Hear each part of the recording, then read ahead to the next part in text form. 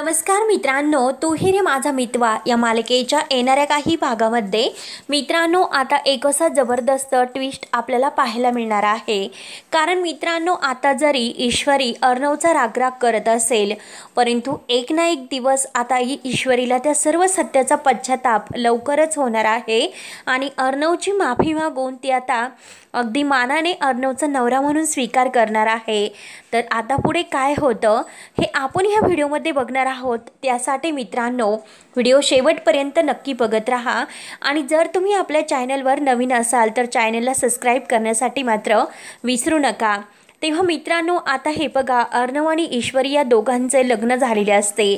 आता अंजलीने त्यांची बेडरूम जरी सजवलेली असली, त्यांच्या सुहाग रात्रीची जरी पूर्ण तयारी केलेली असली तरीसुद्धा मात्र अर्णव हा खूप मोठे मनाचा असतो। ज्या दिवशी ईश्वरी त्याचा नवरा म्हणून स्वीकार करेल त्या दिवशी तो मानाने ईश्वरीला स्वीकारणार असतो। तोपर्यंत तो ईश्वरीवर मनापासून प्रेम करतो, परंतु आता ईश्वरीसाठी त्याने आत्तापर्यंत जे जे काही केलेले आहे त्या प्रत्येक शब्दानी शब्दाचं जे काही उपकार आहे तर ते आता ईश्वरीसमोर लवकरच येणार आहे। आज राकेशसाठी रडणाऱ्या ईश्वरीला ह्या राकेशचं खरं सत्य लवकरच समजणार आहे। कारण आता घरामध्ये ईश्वरी ही नवीन असते, म्हणून आता अर्णव ठरवतो या घरामध्ये ईश्वरीला कोणतेही अगदी काही अडचण यायला नको, तिची काळजी आपणच घ्यायला हवी, म्हणून तो प्रत्येक क्षणाला तिची काळजी घेत असतो।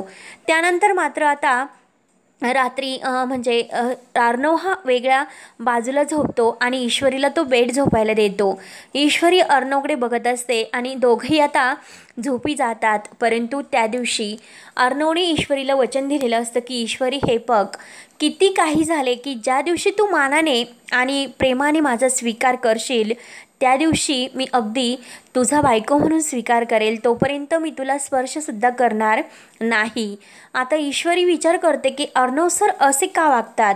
अर्णव सर मला तर कायम हे म्हणतात की ईश्वरी मी तुला संकटातून वाचवलं, नक्की अर्णव सर असं का म्हणत असतील।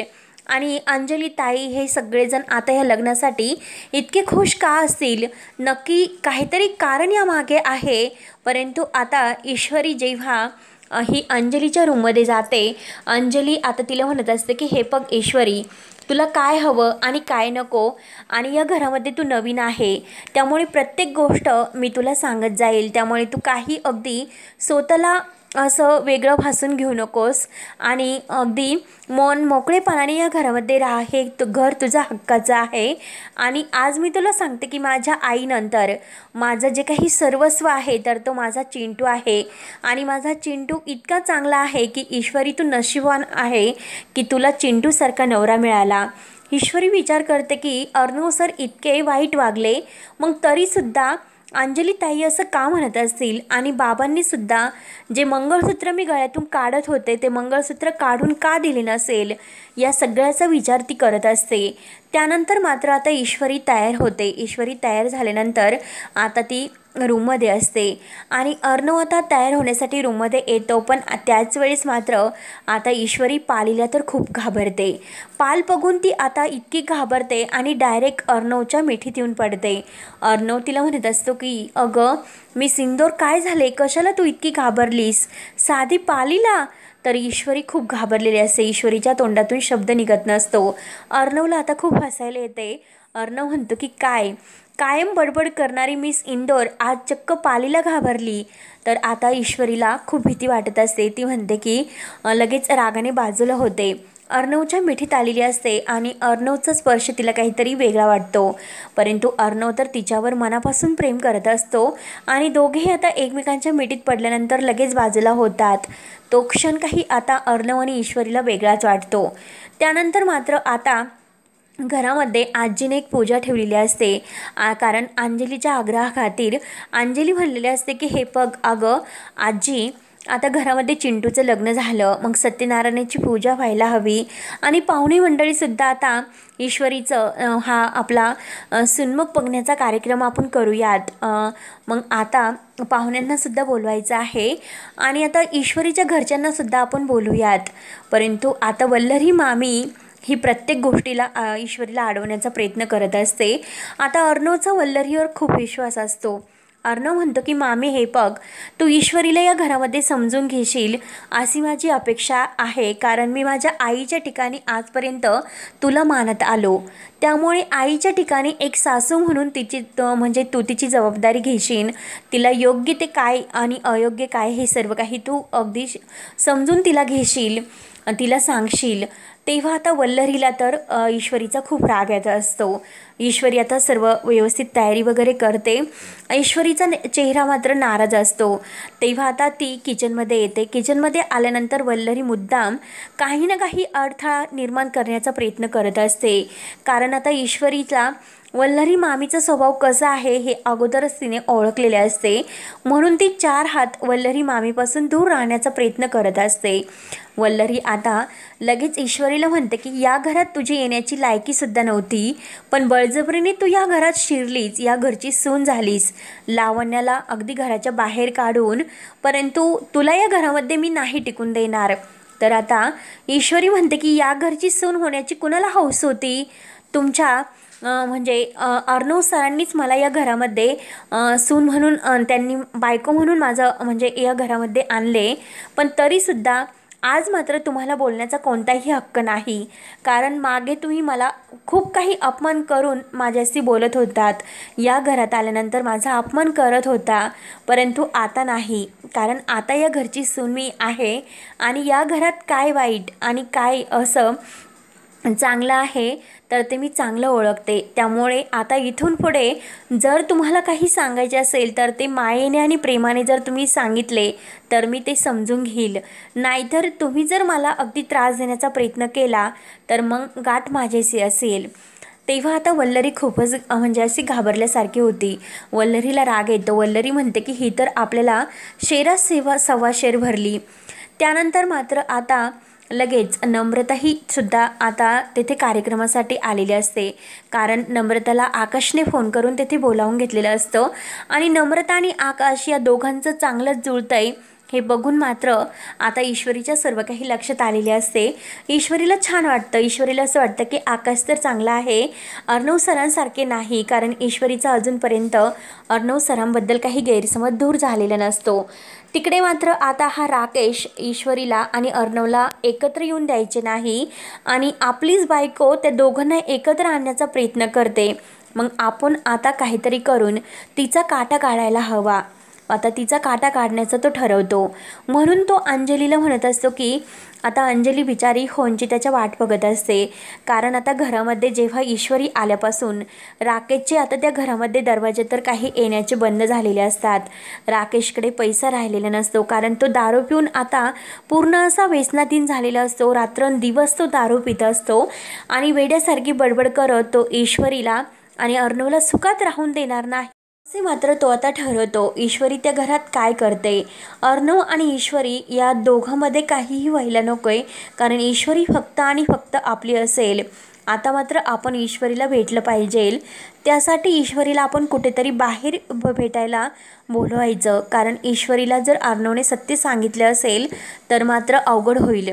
परंतु मला असं वाटतं की ईश्वरीला काही माहिती नाही, म्हणून तो आता ईश्वरीला फोन करण्याचा प्रयत्न करतो. ईश्वरीचा फोन आता रूममध्ये असतो आणि रूममध्ये आता अर्णव तेथेच असतो. ईश्वरी किचनमध्ये असते. आता राकेशचा फोन आलेला बघून अर्णव तिचा फोन घेतो आणि हॅलो असे म्हणतो. तर राकेश खूपच घाबरतो. राकेशला असं वाटतं की आता अर्णव तेथे आहे आणि ईश्वरीचा फोन तर अर्णवने उचलला, मग आता बोलायचे कसे.